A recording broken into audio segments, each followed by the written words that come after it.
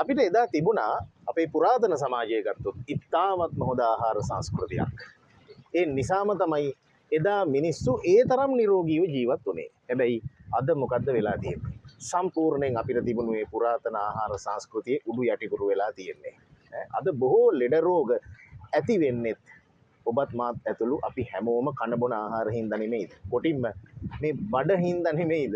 ලෙඩවල මුල ගත්තොත් මූලයේ ගත්තොත් මේ අපේ කුස නැත්තම් අපේ බඩ. හරි. ඉතින් මේ කුස නිසා අපි ගන්න ආහාර පාන නිසා කොහොමද අපේ සන්ධිස්ථාන ලෙඩ වෙන්නේ? කොටින්ම ආමේ දූෂණය වීම නිසා කොහොමද හන්දි ලෙඩ වෙන්නේ? ඉතින් මෙන්න මේ පිළිබඳව කතා කරන්න මාත් සමග ඉන්නවා.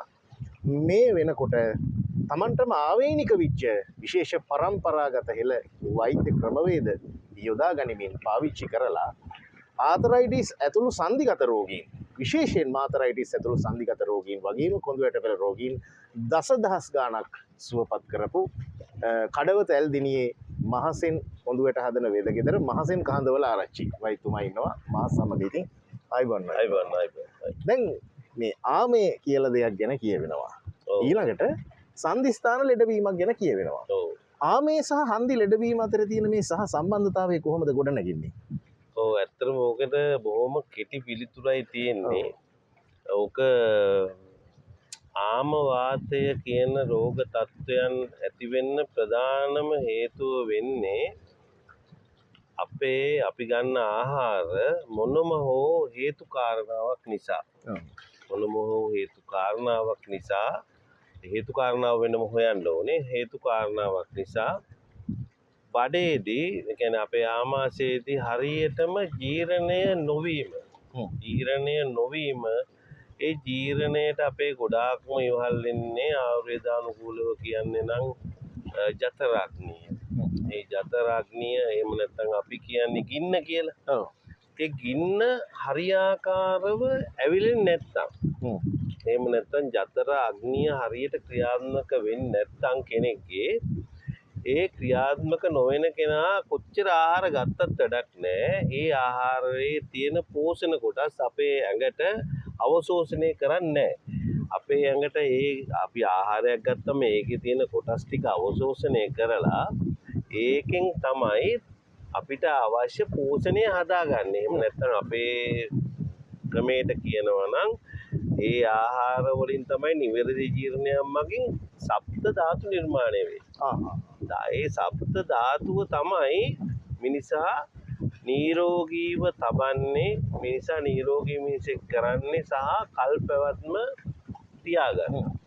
එතකොට මේ ආහාරයෙන් හරියාකාරව ජීර්ණය වෙන්නේ නැත්නම් ඒ ගන්න ආහාරයේම තියෙනවා ඒ ජීර්ණය නොවෙන්න තියෙන හේතු කාරණාව. ඒක ඉස්සෙල්ලම දැනගන්න ඕනේ. දැන් අද වෙලා තියෙන්නේ ඉස්සර වගේ නෙමෙයි. අද ආහාර 10ක් ගත්තොත් දවසකට කන, ඒ 10න් 8කම තියෙනවා ඊස්ට්.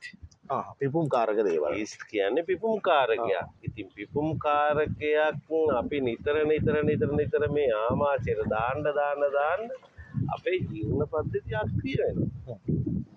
එහෙනම් අපි පළවෙනින්ම දැනගන්න ඕනේ ඊස්ට් තියෙන කෑම. රසකාරක යෙදූ කෑම. රසකාරකයක් කියලා කියන්නේ ඒක ස්වභාවිකව හදපු දෙයක් නෙවෙයිනේ. ස්වභාවික රසකාරක නෙවෙයි මම කියන්නේ කෘත්‍රිම රසකාරක. ඒක රසායනයක් වගේ නදලා තියෙන්නේ. ඒ රසායනයෙන් උත්තේජනයක් දෙන නිසා තමයි ඒක රස වෙන්නේ.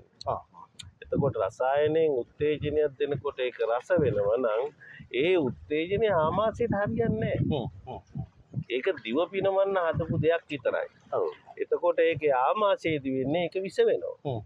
ඒ විස කොටස් අපේ ජීර්ණ පද්ධතිය අක්‍රිය කරනවා. අග්නිය අක්‍රිය කරනවා. ඒ අග්නිය අක්‍රිය කරදා සිට කරන කාල සීමාව තුළම ඒ යන්නා වූ වාතය අපේ ශරීරයේ සියලු සන්ධි වැඩ කරන්නේ වාතයෙන්. ඒ වාතය අපිට අවශ්‍ය වාතය වශයෙන් ඒ සන්ධියට ගෙනියන්නේ අමු වාතය. එහෙම නැත්නම් අපේ වාසයේ පැසවපු නැති වාතය. පැසවපු නැති වාතය බරයි. අක්‍රියයි. ක්‍රියාව හීන කරනවා. හ්ම්. ඉතින් අපේ හන්දියට ගියාට පස්සේ අපේ ධනිස්සන්දි ගොඩාක්ම මේක විශේෂයෙන්ම බලපාන්නේ ධනිස්සන්දි. විශේෂයෙන්ම බලපාන්නේ ධනිස්සන්දි. ඔව්. එතකොට මේ අර ධනිස්සන්දි දෙක කාලයක් යනකොට නියමාකාරය පෝෂණය නොලැබීමෙන් නියමාකාර වාත ශක්තිය නොලැබීමෙන් මේ ධනිස්සන්දි දෙක හෝ අනිත් ඒ යන සන්දි සියල්ල අක්‍රිය වෙනවා. අක්‍රිය වෙලා ධනිස්සන්දිය නම් අර ගෙරි ඔලු ලෙඩේ කියලා තියෙන ගෙරි ඔලු ලෙඩේ. ගෙරි කියන්නේ හරකා. ඔව්. හරකගේ ඔළුවේ හැඩයට ධනිස්ස හැදෙනවා. ඉදිමිලා ගෙවිලා හරකගේ ඔළුව තියෙන ආකාරයෙන් මේ විදියට ඒක හැදෙනවා ධනිස්ස. ඔකට කියනවා ගෙරි ඔලු ලෙඩේ. ඕක තමයි ඉස්සර පරණ අපේ වෙදකමේ කියන්නේ ගෙරි ඔලු ලෙඩේ හැදිලා කියලා. ඉතින් කෑමෙන් බීමෙන් විහරණයෙන් විහරණයත් වැදගත් වෙනවා. හරියාකාරව ව්‍යායාම නොකරන ඔය නිකන් ඉඳගෙන කන නෝනලන මහත්තුරුන්ට අනිවාර්යෙන් මේක හැදෙනවා. අර සැප ජීවිත ගත කරන යාන වාහන සැප ජීවිත දුක ගෙන දේ.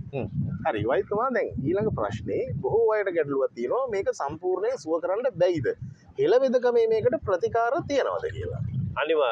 අනිවාර්යෙන් හෙළවෙදකමේ ප්‍රතිකාර තියෙනවා. අපි ඉස්සෙල්ලාම මේක මහත්ය තේරුම් ගන්න ඕන දෙයක් තමයි මේක හැදිලා තියෙන්නේ කොතනින්ද? ඔව්. මේක හැදිලා තියෙන්නෙම අපේ ආමාශය කරන කොටගෙන. බඩ තමයි මූලිකයා. අපේ ආමාශය කරන කොටගෙන හැදිච්ච මේ රෝග තත්ත්වය අපි ධනිස්සට වේද බැඳලා විතරක් හොද කරන්න බෑ. ධනිස්සට වේද බඳින්න ඕනේ. වෙච්ච හානිය අපි නැවත ආවරණය වෙන විදියට නැවත යථා තත්ත්වයට පත් කරගන්න පුළුවන් විදියට අපි ප්‍රතිකාර කරන්න ඕනේ බේත් බැඳලා ධනිස්සට. නමුත් මේකේ රෝගයට බේත් කරන ගමන් රෝගයට බේත් කරන්න ඕනේ බඩට ආමාශයට.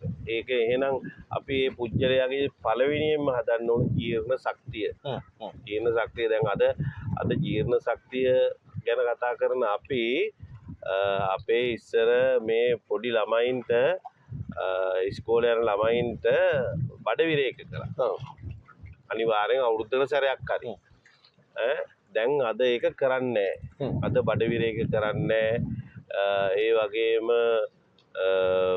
ඒ දවස්වල කෘත්‍රිම ආහාර මේ පොඩි ළමයිට දුන්නේ නැහැ. ඇත්තටම දැන් මේ සංවර්ධිත රටවල් වලත් ගොඩක්ම ඒකනේ ඒවට නීති රීති තියෙනවා. කුඩා ළමයින්ට දෙන කෑම මේවා. ඒක දෙන්න බෑ.